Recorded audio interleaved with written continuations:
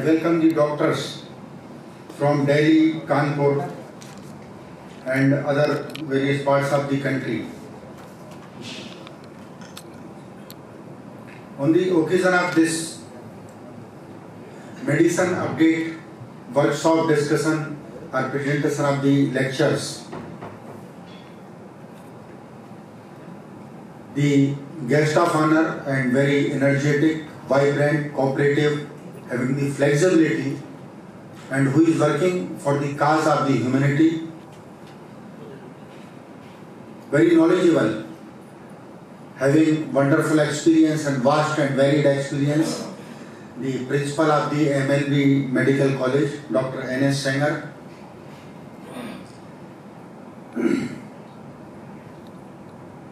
Also, the other dignitaries, the Professor P.K. Jain, organizing chairman of this today's workshop, Dr. Satish Agrawal, organizing secretary, Professor Kuldeep Chande, Dr. Pratap Singh, Dr. Ravi Khan, and other very eminent doctors and the practitioner of the Jhansi and the around other places also,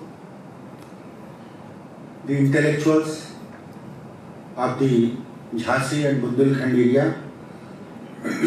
I would like to congratulate all the organizers and also the IMA, Department of Medicine Medical Wing, and also the CCDSI and the Association of Physicians of India API for jointly organizing this interactive program. It gives me great pleasure to be here among you, and certainly this will add the new directions and some recommendations and the suggestions for the Government of India and the professionals who are working in the field of medicines. In my view, since the lifestyle is changing, food habits are changing, because of the global warming, climate is changing, thinking is changing, perception of the people about the life is changing. Each and everything in our family, in our society, in our state, in our country, and also in our human body needs the updates, upskill and some modernization as per the changing scenario. Since the dawn of civilization, the biggest challenge has been to find ways of dealing with the various and varied diseases that afflict human beings time to time. If we will see the history of the medical sciences, certainly time to time the medical science researchers and the scientists and the doctors found some ways to meet the emerging challenges always. The journey from ancient times, from the days of Hippocrates in Greece and Sushruta in India to the mapping of human genomes, has been path-breaking discoveries at that time. Because of the advancement and the updates, outcome is very evident. The average longevity of the life has increased. Now the average life something around 70, 80 or 90 years. Maybe possible some will have the diabetes, hypertension and blood pressure, but that is curable. That is curable in my view. But how we can go for the more treatment, more cure and more therapies, still the search is going on. Now the constant focus on the research and development efforts in the medical field. Because of the advancement of the technology, IoT, data sciences, artificial intelligence and lot of the medical advancement in various fields, for the better understanding of the cells, genes and enzymes of the human body are easily now you can predict. अगर हम आज से वर्षों पहले की बात करें, diagnosis या तो आपके अनुभव पर डिपेंड करता था या पेशेंट के जो सिम्टम्स बताता उस पर डिपेंड करता था। आज जैसे आप हाईटेक या कोई कार ले आते हैं तो आज पहले ये था कि मैकेनिक टच करके देखता था और ये बताता था कि there is a problem in the correcting rod, piston, cylinder, engine, crankshaft like this.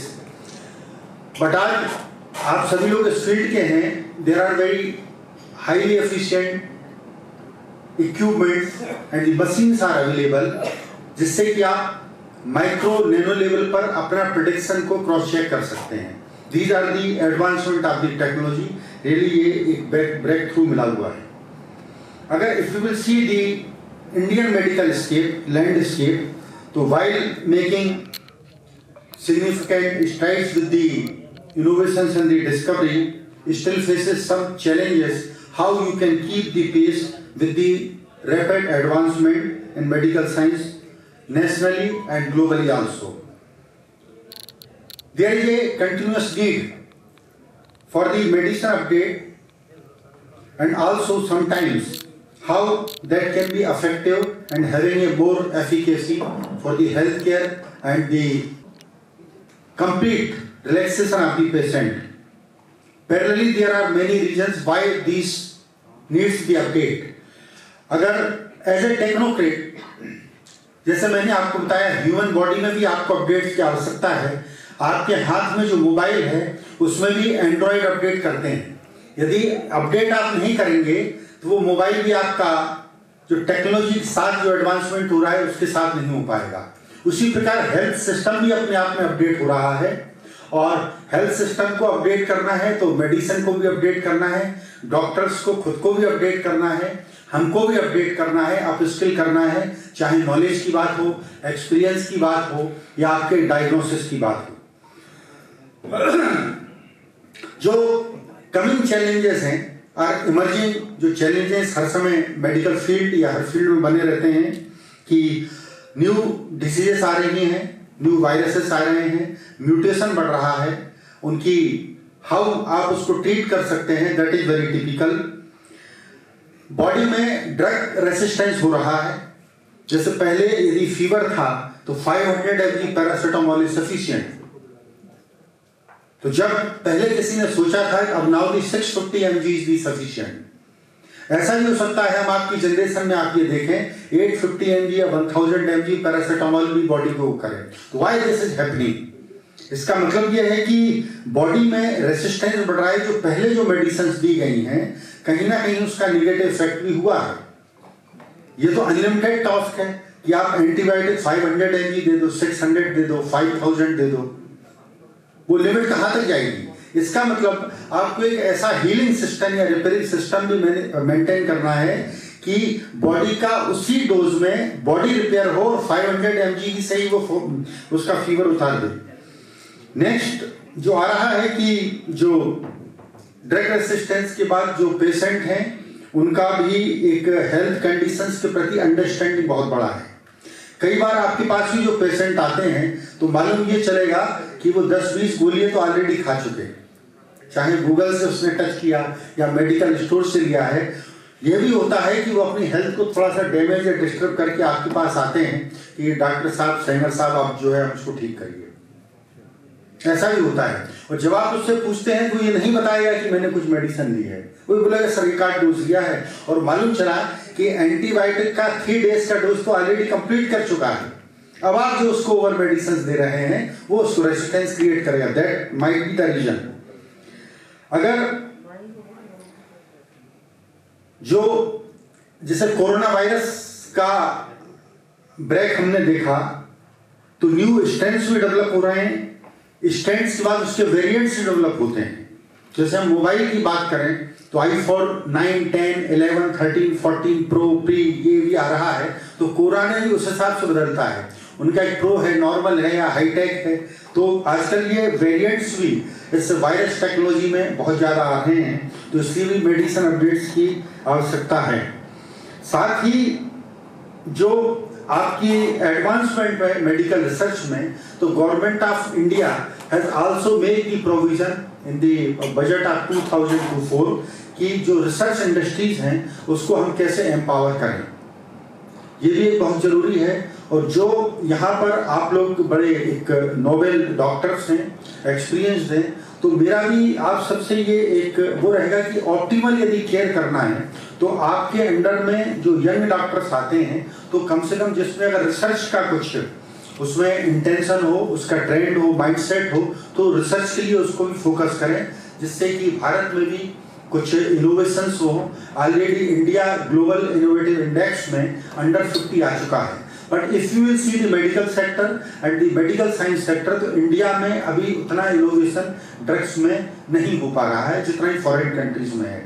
Vaccine तो है यहाँ पर ऐसा मेरा मानना है कि ड्रग्स में थोड़ा सा मेडिसिन में और ज्यादा एडवांसमेंट होने की जरूरत है। Now also we have to improve the drug safety and the efficacy. अगर आपका ड्रग आपने किसी है और अफेक्टिवली उसका जो भी आपने डोज दिया है उसमें यदि वो रिकवर करता है पेशेंट को, that will be more beneficial. Also we have to face and to embrace the various challenges at the global healthcare trends क्या आ रहे हैं, क्योंकि फॉरेन में लिविंग कंडीशंस अच्छी हैं। डॉक्टर साहब के बच्चे भी फॉरेन में रहते हैं। ऐसा मेरा मानना है कि फॉरेन में living conditions, the pollution, the quality of the air, quality of the water, the food quality comparatively better है। तो वहाँ पर जो एक ट्रेंड्स आ रहे हैं और जो इंडिया की जो टर्म्स, जो सर्कमस्टेंसेस हैं, जो कंडीशंस हैं, दोनों में एक डिफरेंस है। अगर हम एक गांव के व्यक्ति को देखें तो उसके पास एक इम्यूनिटी पावर है, और एक शहर का जो व्यक्ति है, हाईटेक व्यक्ति है, 24 घंटे एयर कंडीशन में रहता है, फ्रोजन फूड तो खाता है, 7 दिन के लिए खरीद लेता है, जो मेट्रो सिटीज है बेंगलोर उसी को खाता है। और गांव का व्यक्ति है कि खेत से सब्जियों को टूटना और उसके मुंह तक जाना, मैं समझता हूँ 1 घंटे 2 घंटे का ट्रेवल टाइम रहता है। तो ये भी एक डिपेंड करता है कि कौन सा मेडिसिन कहाँ अफेक्टिव रहेगा, ये भी एक चैलेंजेस है। तो जरूरी नहीं कि जो मेडिसिन एक शहर के व्यक्ति में यूज हो रहा हो वो गांव के व्यक्ति के लिए। मेरा ऐसा हो सकता है, maybe I am wrong, क्योंकि उसकी इम्यूनिटी ज़्यादा है, सिटी वाले की इम्यूनिटी नहीं है। क्योंकि सिटी वाला व्यक्ति निकलेगा तो वो आप 30 डेज में टोटल उसका फूड इनटेक का 70-80% मैदा लेगा, पिज्जा, चाउमीन, मंचूरियन। एक गाँव का व्यक्ति इन सब चीज़ों से दूर है। सेकेंड एस्पेक्ट ये है कि जो शहर में, झांसी तो भी एक मीडियम लेवल का है, जो शहर में जो व्यक्ति रहते हैं वो 100% एक पेस्टिसाइड वाली सब्जियां खा रहे हैं, या तो किसी नाले के आसपास होती हैं और उसमें बहुत ज़्यादा है। और गांव का व्यक्ति एक प्योर वेजिटेबल रहता है, तो इम्यूनिटी डिफरेंस तो रहेगा। ये भी एक दूसरा। नाउ आल्सो बिकॉज यहाँ कुछ जो माइक्रो लैब्स के भी हैं, कुछ फार्मास्यूटिकल कंपनीज के भी हैं, इंफ्रास्ट्रक्चर जो फार्मास्यूटिकल इंडस्ट्रीज का जो इंफ्रास्ट्रक्चर है उसको भी फोकस और अपडेट करना है। साथ में जो मेडिसिन अपडेट्स हैं, जो मेडिकल रिप्रेजेंटेटिव्स रहते हैं और जो न्यू इसमें लोग भी आ रहे हैं, उनकी एक परफेक्ट ट्रेनिंग भी हो कि कौन सी, केवल इसलिए वो मेडिसिन को प्रिस्क्राइब ना करें क्योंकि हमको मार्जिन बहुत अच्छा है या न्यू मेडिसिन आई है। परफेक्ट मेडिसिन क्या है, प्रोफेशनल इसमें ट्रेनर्स की आवश्यकता है। साथ ही this is also very important and paramount कि there must be cost effectiveness. At least जो कॉमन डिसीज हैं, now the BP, diabetes, pain, fever, cough and cold, ऐसी जो डिसीजेस हैं इसमें आपका मेडिसिन अपडेट आना बहुत जरूरी है, क्योंकि आपके लिए जो टोटल 70-80% डिसीजेस हैं ये कॉमन डिसीजेस हैं। तो इसमें आपकी जो मेडिसिन हैं जो बॉडी को कम नुकसान करें और बॉडी को कम डैमेज करें, तो ऐसी जो कॉमन डिसीज में आपकी मेडिसिन अपडेट्स आना बहुत जरूरी है। आज भी जो वर्षों पुरानी जो मेडिसिन हैं वही आज भी चल रही हैं। ये भी एक है कि जिनका एक मार्केट प्लेस है या यूएसपी भी है, तो इसमें भी अपडेट्स आना बहुत जरूरी है। कई बार जो challenges आते हैं for the drug discovery or for the launch of some innovative and new medicines, there are also some hurdles from the regulatory framework, जो गवर्नमेंट की रेगुलेटरीज है। आज डॉक्टर वीके जैन साहब ने मान लीजिए कोई ड्रग को इन्वेंट किया, उन्होंने उसको इंक्यूबेट किया और वो टेक्नोलॉजी को इनेबल करना चाहते हैं, पर there are certain mechanism of the government, वो रेगुलेटरीज में मालूम चला कि 1-1.5-2 साल लग गए आपके उसमें, और वो मालूम चला उसका नेक्स्ट अपडेट आ गया। तो उसमें भी कुछ फ्लेक्सिबिलिटी रेगुलेशंस में भी होना चाहिए इस बॉडी में। आप गवर्नमेंट सेक्टर्स के भी हैं, उसको भी वो करना चाहिए। और जो लोग भी यहाँ मेडिकल कॉलेज से जुड़े हुए हैं उसमें रिसर्च एंड डेवलपमेंट का एक विंग होना चाहिए। On one side if we are talking about the self-reliant India, stand-up India, developing India and the India developed India in 2047, जब हम उसकी बात कर रहे हैं तो हमको R&D पे भी एक फोकस करना चाहिए और मेडिकल कॉलेज में इनटेक बढ़ाना, फैकल्टीज को बढ़ाना, दैट इज अनदर थिंग, पर फोकस ऑन दी R&D ये भी एक समय की आवश्यकता है। There must be active and proper academic and research collaboration with the research institution in India and also at the global level as well. We have to at least at the international research organizations who are working in the field of the medicines, हमको उनसे tie up करना चाहिए। और आप लोग यहाँ ये IIM है या मेडिकल कॉलेज है या IPA है, इस प्रकार की कॉन्फ्रेंस करें तो at least try to invite some leading global practitioner or the research person from some international pharmaceutical organization, वो भी एक हो सकता है कुछ नई दिशा दें या हमारी जो थॉट प्रोसेस है उसको थोड़ा सा बूस्टअप करें, ये भी एक जरूरी है। At least we already understand that research generates the new knowledge. New knowledge तो जनरेट हुआ, but how the new knowledge in the field of the medicine can be beneficial for the survival, can give the benefits for the number of people, can able to treat the patient in a particular manner. Affordable health care भी एक बहुत बड़ा prime concern है। आज भी आप ये देखेंगे कि अगर कोई मेजर किसी को प्रॉब्लम्स आता है तो उसका ट्रीटमेंट 2, 3, 4 लाख 5 लाख में जाता है। तो हमको अफोर्डेबल इसको कैसे बनाना है कि मेडिसिन अपडेट भी आए, आप ट्रीट भी करें और अफोर्डेबल भी रहो, जिससे कि भारत की जो 140 करोड़ आबादी है उसमें मैक्सिमम एक जो बिलो पॉवर्टी लाइन के हैं।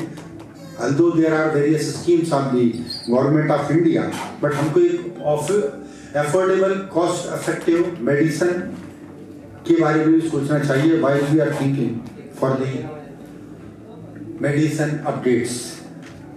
I appreciate the efforts of the medical college and the Indian Medical Association, which is the apex body in India at the national level with a large membership at the various parts of the country. All your doctors you all are involved in the noble profession, और आप व्यक्ति को एक जीवन प्रदान करते हैं, इससे अच्छा प्रोफेशन नहीं हो सकता। भगवान तो व्यक्ति को पैदा करता है, उसको इस यूनिवर्स में लाता है, उसको आगे बढ़ाने का, हेल्दी लाइफ देने का, गुड कंडीशंस देने का आप लोगों का दायित्व है और आप ये दायित्व अपना अच्छे से निभा रहे हैं और आगे भी ऐसा चलता रहेगा, ऐसा मेरा सोचना है। और ये काफ़ी मीनिंगफुल एंड प्रोडक्टिव आज का आपका वर्कशॉप इंटरेक्टिव सेशन रहेंगे और निश्चित ही यहाँ जो यंग डॉक्टर्स हैं उनके लिए ये आप लोग भी मेडिकल कॉलेज के स्टूडेंट्स हैं, तो क्योंकि सबसे बड़ी चीज़ ये है कि आज जैसे डॉक्टर सेंगर साहब ने अपना प्रेजेंटेशन किया, मैंने भी उसमें देखा, he presented various criteria and various parameters. Books में जो लिखा रहता है, जो हम लिटरेचर में पढ़ते हैं, रिसर्च में पढ़ते हैं, डॉक्टर साहब ने ये बोला कि एक कोई पेशेंट आया था, हर चीज़ नॉर्मल थी, एक उसका पैरामीटर ऊपर जा रहा था। तो इस प्रकार के कॉम्प्लिकेटेड केसेस में हमको क्या ट्रीट करना है, ये भी एक नया चैलेंज है। दूसरा, आप उस टेक्नोलॉजी से लड़ रहे हैं, उस डिवाइन पावर से लड़ रहे हैं, उस अलमाइटी से लड़ रहे हैं जिसने व्यक्ति को डिजाइन एंड डेवलप किया हुआ है। जितना मेडिकल साइंस प्रोग्रेस करता है उतना ही प्रोग्रेस ऊपर वाला भी करता है। आप डॉक्टर साहब ने खुद बोला ना भाई 20 पैरामीटर कंट्रोल्ड हैं, एक पैरामीटर कैसे आउट ऑफ द लिमिट भाग रहा है। तो अल्टीमेटली भगवान भी इसको अपडेट कर रहा है, जैसे मेडिसिन अपडेट हम लोग यहाँ नीचे कर रहे हैं, भगवान भी ह्यूमन बॉडी को अपडेट कर रहा है। तो हमको उसको भी पेश रखना है। तो ये भी एक बहुत बड़ा चैलेंज है। मैं समझता हूँ कि there are also some observations based on the experience during the presentation, and we have to address the challenges and implement the effective strategies. India can ensure that its medical science and with the updates remains at the forefront of global health care and provide quality care and the cost-effective medicine to its vast population of the 140 crore. आप लोगों ने मुझे यहाँ पर आमंत्रित किया, मैं क्षमा चाहता हूँ डॉक्टर जैन साहब से और सेंगर साहब से। कुछ ऑफिशियल काम था जिसके कारण मैं झांसी से बाहर था, नहीं तो मैं करेक्ट 10 बजे आता हूँ, नहीं तो सांगर साहब और जैन साहब नाराज हो जाते हैं। और यहाँ कई डॉक्टर्स हैं, मैं मिलता रहता हूँ और ये बहुत अच्छा आपका इनिशिएटिव है। ये कॉमन प्लेटफॉर्म पर सबको लाए हैं, डिस्कशन होता है, सीखने को काफ़ी मिलता है। तो I wish the grand success, fruitful and meaningful success for the today's workshop, seminar, discussion and the interaction. Thanks once again for inviting me. Thank you.